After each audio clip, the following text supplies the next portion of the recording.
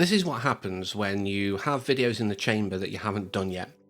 I've still got the video for the prequel to this, like ready to be edited up and everything like this recorded, but I just haven't done it yet. But in the interim, I've played the sequel, 10 Dates, that we're talking about today, but you'll have already seen it. So why have I started with this? There is no point. Never mind, let's move on. So today we're going to talk about 10 Dates, directed by Paul Rashid, who wrote it alongside Zoe Morgan-Chiswick. The main stars are the two you see behind me, Rosie Day and Charlie Mayer. But when I was looking up the cast list, because I'm probably not going to talk about everyone, but there is an interesting person in this cast, given what happened. Now, I will get onto that later on, but I think we'll talk about things in a sensible order. Normally in games, when there's multiple, choices you can make, multiple avenues, etc., I'll do one, I guess you could call like canon run. So this is the story. Everything else, the potentials are like your own life. You chose to go left one day instead of right. You don't know what happened when you went right. You can't go back and do that. So that's how I kind of treat these things, because otherwise I'd spend too long playing one game. I play enough JRPGs that require like 50 plus hours to really get everything. So believe me when I say, the more times I can not do that, the better. But with this, unlike the first one where it was just one guy, that was one route, that's it, nice and easy, I decided that I would do a playthrough for both Misha and for Ryan. I did Ryan first, and I'm happy with doing it that way round, it's fine. But Misha second. I want to talk about Misha's run second, because the thing about casting comes in Ryan's run. Misha is very fun. I enjoyed that route, and it was interesting to see the other side of the dating sphere. Obviously in the previous one to this and in Ryan's route, it's the guy going round to the speed dating tables. Because unlike the first one, it isn't done over Zoom or something like that. It isn't done through, virtual dating. It's done as a speed dating thing. So it's a different format. There is still the phone bits, which is them communicating with each other because they are friends. But the actual dates and things like that are a little different. And that's fine. I didn't mind it. It didn't take me out of it more because I didn't feel like I was directly involved in it in the same way. But with Misha's run, I don't know, something just really weird happened. The first guy who I met, and I don't know if it's randomized, I haven't looked it up, so let me know, what order you got. Because it's different than the order in the bar at the top on the menu. So I thought maybe it's randomized every time. But I got Bash first. His tagline, lads, lads, lads. Anyone who's seen the Outside Xbox Oxventure Tabletop Live Play series will know exactly where my brain went. I believe an undead stag party or something like that, or some weird creature. It's been a while since I watched it. But that's all I could think of is lads, lads, lads. And of course it was a stag do that it was referencing. But I was expecting to hate this guy entirely. It's not the kind of person who I would go for from a male, if I was seeking male companionship, shall we say. But I warmed to him a bit over the course of it. This big persona, clearly he had a deep, caring person. He took his friend to task on the stag do for even thinking about cheating. Things like this, and I'm like, this is a decent guy. Okay, maybe a contender. And we did share, he did give the details to potentially have him for a second date. Most of the others didn't work. Lucas, I think it was, the tech guy. I was disappointed with that one because I thought very probably on the spectrum is probably what they're going for, if I'm being honest. And it's a bit of an over-the-top kind of thing, like never looking. And, although the actor might be, I don't know. So I'm making grand assumptions. But if they're trying to write in maybe an autistic thing there, and, it's one of those. On the fence, but I would have liked to pursue it more because it's definitely someone who's more in line with at least my way of being, how I do things. Very precise, very sort of humble, even if they've done something really big. But it just didn't work out with the choices I made in the session, so that's fine. And none of the others really had Ty. There were elements of Ty that I liked, but sort of this whole bad boy idea, I was like, I'm not sure. So, but I did get his handle, so that was another contender, fine. And I'll talk about this obviously with Ryan's side as well. One of the things I really respect, I think they could have done more with it. Maybe the next one, 15 dates or 20 dates, whatever, if they double each time, I don't know. But they could do more with queer representation because there is a non-heteronormative choice for each one, outside of the speed dating. I was like, difficult for them to do it as part of it, so I like how they did it. With Ryan's route, we'll discuss, but with Misha's route, it was just someone who happened to be at the bar, not actually participating. And, you hit it off, and I was like, I have to do this, because I can't be part of the queer spectrum and not take the representation wherever I find it. Not a good thing, is it really? When I'm seeking representation, we still have a long way to go. But I went through it, so those are my choices, and you only got to choose 2 to pursue. So between Bash and Ty, I went, okay, Ty's a lot more alternative, clearly, paints his nails, etc. I'm assuming he goes by he from what I've seen.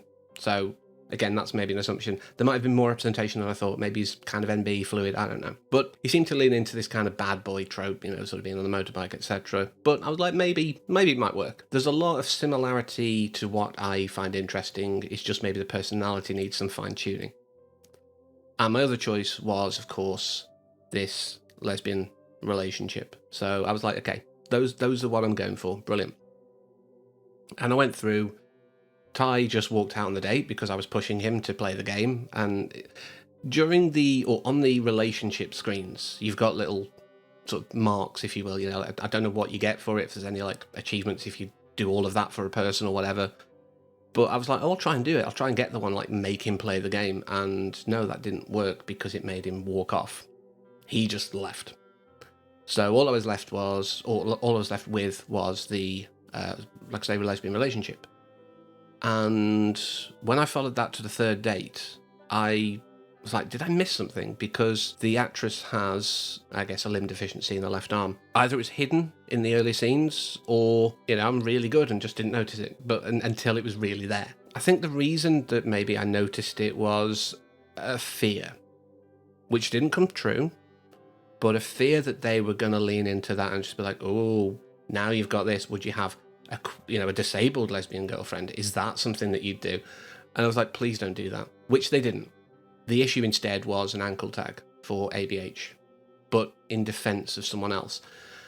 And this is where it was hard for me, because I didn't want to, slap her down. If she was doing something because she thought it was the best thing to do, whilst the action itself wasn't ideal, she's already been punished for that. But I tried to be as nice and considerate and caring, but it just didn't work out with her. I'm apparently a terrible lesbian, so that's something I've learned.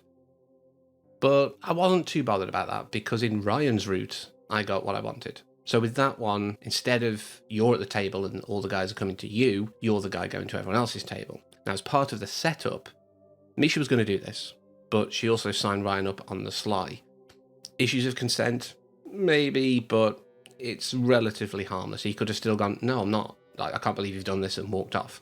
And now I've got that video that everyone knows what I'm on about. Can't believe you've done this. I can't believe you've done this. But now I've got that in your head, let's move on. So in his route, he goes for it and fine, goes round, and there are a few who I'm like, we are not going to hit it off. Brandy, for one. I thought the footballer, whose name I've forgotten, sorry, we could have had something in theory. We might have been able to make it work, but it just didn't, and it didn't appeal. I'm not a sporty person, and that wasn't how I was portraying Ryan either.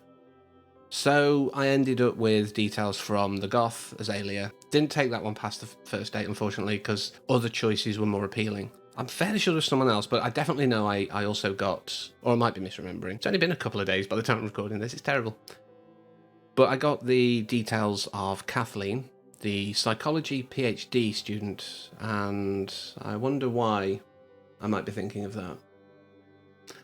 But I also had the date with Derek, the host of the night. And because I played Ryan's route first, this was my first introduction to the non-heteronormative approach to it. So date 2, I of course went for Derek, because again, representation, yes, please.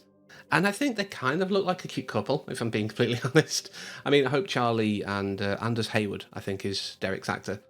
I really hope that they don't feel weird if they ever hear of me saying this, or anyone else. Maybe I'm not the only one. It's like, oh, you'd make a cute couple if they're completely both, like, absolutely straight. I'm sorry for putting that idea in your head if it's not something you're comfortable with, but I do think they were a cute couple. I thought it could work. They seemed to have a good chemistry. Obviously, partly what I'm putting out there through my answers as Ryan helps, but I do think they worked really well.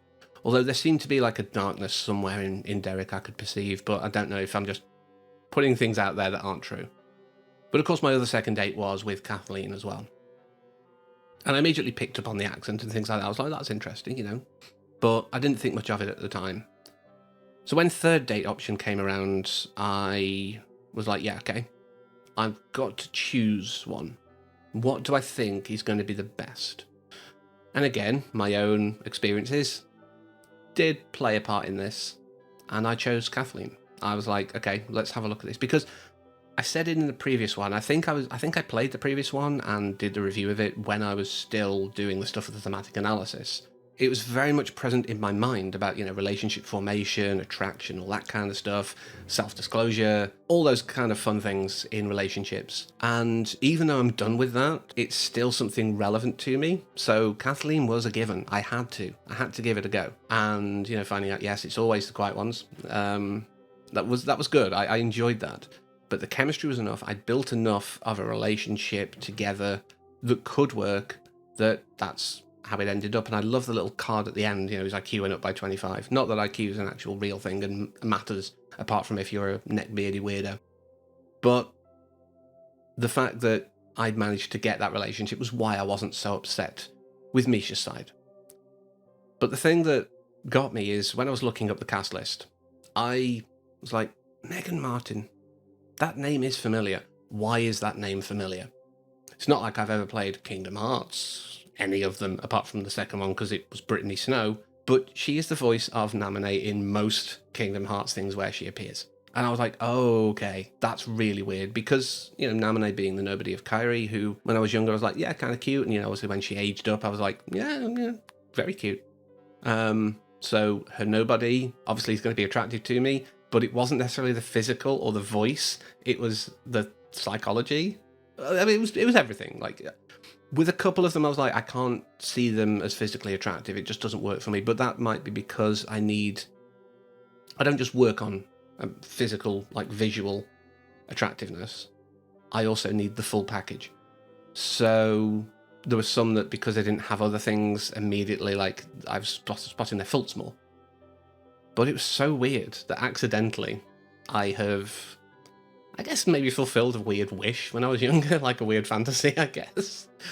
But that was so weird, and I didn't know it literally until recording it today, until just before. But I really did enjoy this game, if you couldn't tell. I've talked about it for far too long. Unlike the first one, where it was like, obviously, I've got to follow a specific route. And again, in that one, it was like someone from Doctor Who I went with, because I already knew them and felt a familiarity, and I could kind of engage with them more. But that was when I knew. With this one, it blindsided me, and I tried, you know, to do the non-heteronormative approach. Failed at it, but succeeded at a more heteronormative one. It doesn't matter, though. You know, relationships are weird things. This is something I've learned, and something I'll continue to learn over the next few years.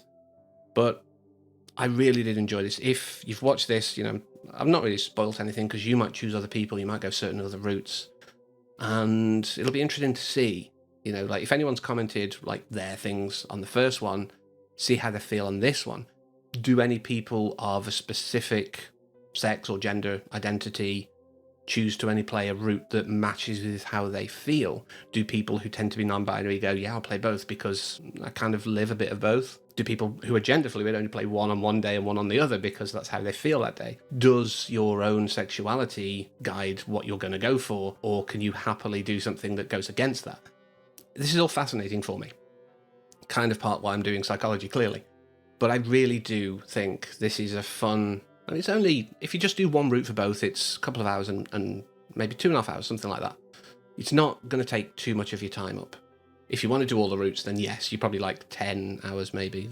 You can literally go in the folder, by the way, for the game, and all the videos are there. You could literally just watch it as a weird, disjointed movie, I'm sure, if you just watched it in folder order. But I think playing it through, making the choices, makes a lot more sense and impact. So yeah, if you haven't played it, give it a go. It's available everywhere, I'm sure. Definitely Steam, that's where I got it. Play the first one, play this. Let me know what happened. Who did you end up with? Did you get the person you wanted, or did they rebuff your advances? But that's all I want to say. So thank you very much for letting me talk about this, and until next time, as always, take care.